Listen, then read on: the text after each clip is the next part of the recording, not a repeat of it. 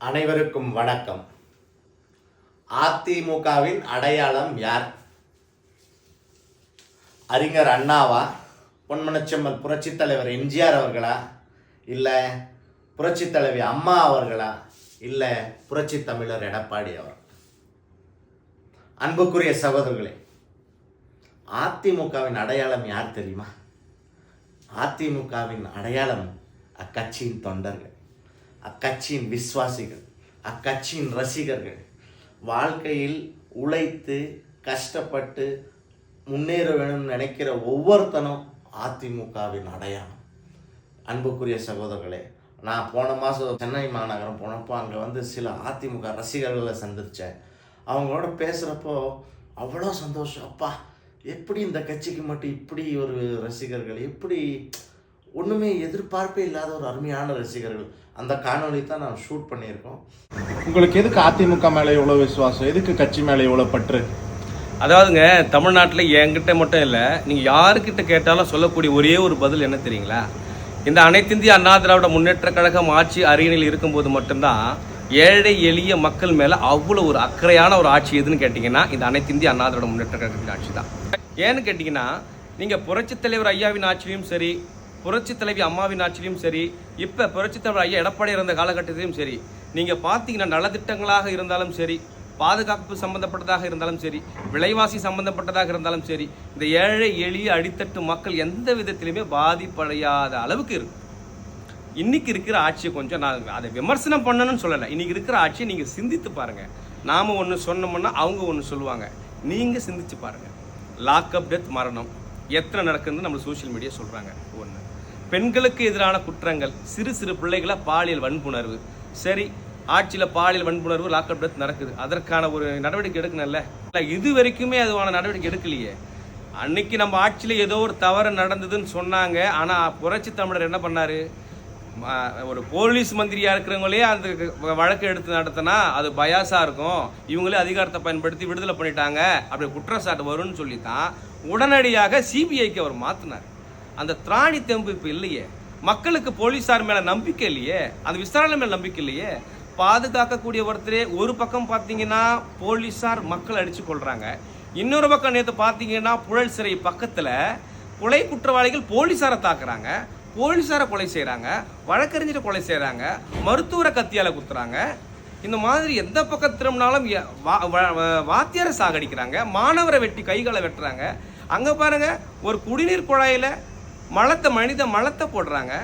இந்த மாதிரியான அனைத்து விதமான சமுதாயம், அனைத்து விதமான மதம் எல்லாத்துக்கும் எதிரான ஒரு மிகப்பெரியது நடக்குதுங்க. அந்த ஒரே காரணத்தினால தான் நாங்கள் எப்போவுமே அனைத்து இந்திய அண்ணா திராவிட முன்னேற்ற கழகத்துடைய ஆட்சி எங்களுக்கு பொன்னான ஆட்சின்னு சொல்கிறோம்.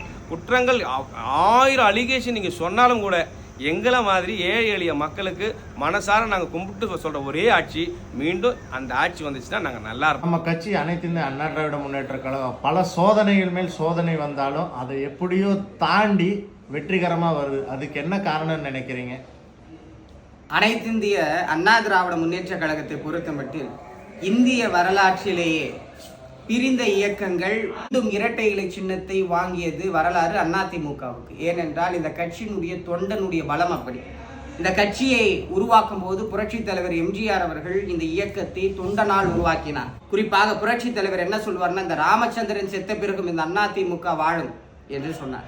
புரட்சி தலைவி அம்மா அவர்கள் என்ன சொன்னாருன்னா, எனக்கு பின்னாலும் இன்னும் எத்தனை நூற்றாண்டுகள் வந்தாலும் அண்ணா திராவிட முன்னேற்ற கழகம் மக்களுக்காகவே இயங்கும் என்று சொன்னார்.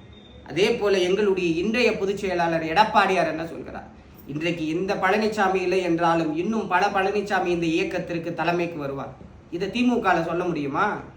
மு.க. ஸ்டாலின், கருணாநிதிக்கு பிறகு மு.க. ஸ்டாலின், அதற்கு பிறகு இன்பநிதி, உதயநிதி, தயாநிதி நிதிகளாக குடும்பங்களால் உருவாக்கப்பட்ட கட்சி திமுக. ஆனால் தொண்டனால் உருவாக்கப்பட்ட கட்சி அதிமுக. அதனால்தான் இன்றளவும் அண்ணா திராவிட முன்னேற்ற கழகம், இன்றளவும் பிரிந்த இயக்கங்கள், முடக்கப்பட்டங்கள், இன்னும் எத்தனையோ விஷயங்கள் அரசியல் களத்தில் இருக்கிறது. இன்னும் பல பிரிவுகளாக இருந்தாலும் இந்த இயக்கம் மீண்டும் ஒன்றிணைவதற்கு தொண்டர்கள் பலமே காரணம்.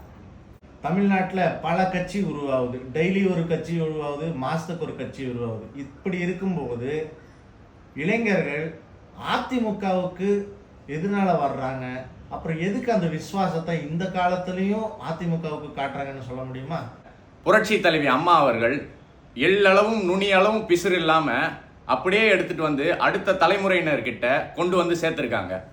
அம்மா இன்னும் சொல்ல போனா சட்டமன்றத்தில் சொன்னாங்க, எனக்கு பின்னாலும் இன்னும் எத்தனை நூற்றாண்டுகள் வந்தாலும் அனைத்திந்திய அண்ணா திராவிட முன்னேற்ற கழகம் மக்களுக்காகவே இயங்கும்னு சொன்னாங்க.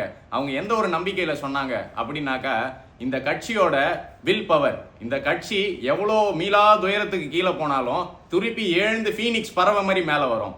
அதுதான் இந்த கட்சியோட வில் பவர். அது இல்லாம அம்மா லீடர்ஸ், அம்மா கொடுத்துட்டு போன அடுத்த தலைமுறை லீடர் பொன்மனச்செம்மல் புரட்சி தலைவர் எம்ஜிஆர் வழியில வந்த, புரட்சி தலைவி அம்மா வழியில வந்த, இன்னைக்கு ஏழையின் பாதுகாவலனாக, விவசாயிகளின் பாதுகாவலனாக, குடிமராமத்து நாயகனாக சேலத்து சிங்க மன்னன் எடப்பாடியார் இருக்கார். எடப்பாடியார் ஏன் நாங்க எடப்பாடியாரை தூக்கி வச்சு பேசுறோம் அப்படின்னு சொன்னா, எடப்பாடியார் எண்ணற்ற பல திட்டங்கள் கொடுத்திருக்காரு சார். அம்மா கொடுத்தாங்க மடிக்கணினி திட்டம், எக்ஸாம்பிளுக்கு சொல்றேன். இன்னைக்கு அண்ணன் எடப்பாடியார் காலத்துல கூட இன்னைக்கு எழுச்சி பயணம் போயிட்டு இருக்காரு அண்ணன் எடப்பாடியார். போற வழியெல்லாம் யங்ஸ்டர்ஸ் கேக்குறாங்க, எங்களெல்லாம் ஆல் பாஸ் பண்ணி விட்டீங்க சார் அப்படின்ட்டு. ஆல் பாஸ் நாயகன்னு சொல்றாங்க சார் எங்க லீடரை. அவர் இன்னைக்கு ஆல் பாஸ் பண்ணலனா இன்னைக்கு எவ்வளவு யங்ஸ்டர்ஸ் அந்தந்த ஒரு தொழில் நிறுவனங்கள்ல நல்ல வேலை வாய்ப்பு இல்லாம இருந்திருக்கலாம். கொரோனா காலத்துல நம்ம எல்லாருக்குமே தெரியும், எக்ஸாம் நடக்கல, எதுவும் நடக்கல, ஒரு வேலை வாய்ப்பு உருவாக்குறதே ரொம்ப கஷ்டமான காலகட்டம். அந்த காலகட்டத்துல திறம்பட ஆட்சி செய்ததுனால தான் இன்னைக்கு யங்ஸ்டர்ஸ் இந்த ஆட்சி வந்தா நம்மளுக்காக ஏதாவது ஒன்று செய்வார் இவரு, நம்மளுக்காக ஏடிஎம்கே ஏதாவது செய்யும் அப்படின்னு சொல்லிட்டு ஏடிஎம்கேவை பார்த்து நிறைய யங்ஸ்டர்ஸ், இன்னைக்கு ரொம்ப துடிப்போட இருக்கிற யங்ஸ்டர்ஸ் ஏடிஎம்கேவை நோக்கி டெய்லி சாரையா வராங்க சார். எத்தனை கட்சி வேணா வரட்டும் சார், யார் வேணா கட்சி ஆரம்பிக்கட்டும் சார். இன்னைக்கு மாசத்துக்கு ஒரு கட்சி, வருஷத்துக்கு ஒரு கட்சி, 6 மாசத்துக்கு ஒரு கட்சி, எவ்வளோ பேர் வேணா வரட்டும் சார். வந்தாலும் எங்களுக்கு பிரச்சனை இல்லை சார். நாங்க துடிப்போட தைரியத்தோட இருக்கோம். மக்களுக்கு நல்லது பண்ண கட்சி நாங்க, மக்களோட தோளோடு தோள் கொடுக்கிற கட்சி நாங்க. அதனால 2026 கண்டிப்பா எங்களோட லீடர் அண்ணன் எடப்பாடியார் அவர்கள் முதலமைச்சரா வர்றது மாற்று கருத்தே இல்லை சார். நான் ஒரு கிராமத்துல இருந்தா கூட எந்த ஒரு படிப்புறது கூட நான் ஒண்ணுமே இல்லாம இருந்தேங்க. எங்க அக்கா படிக்கிறப்போ லேப்டாப் தந்தாங்க. அந்த லேப்டாப்ல கேம் விளையாடுற பையன் நானு. கேம் விளையாடணுமா, இன்னும் நம்ம அந்த லேப்டாப் யூஸ் பண்ண சொல்றதுக்காகவே 10வது பாஸ் பண்ணனா பாத்துங்க. அப்படி இருக்கிறப்போ 10வது பாஸ் பண்ணி அந்த லேப்டாப் வாங்கி நம்ம சொந்தமா விளையாடணும்னு நினைக்கிறதா நான் 12வதே படிச்சேன் போயிட்டு. இல்லாட்டி 12வது கூட போயிருக்க மாட்டேன். அப்படி 12வது படி சொல்லவே அந்த லேப்டாப் தராம என்னை ஏமாத்திட்டாங்க. அந்த லேப்டாப் இல்லைனால இன்னைக்கு நான் காலேஜ் கூட படிக்க முடியாம நான் போயிட்டு இருக்கேன்.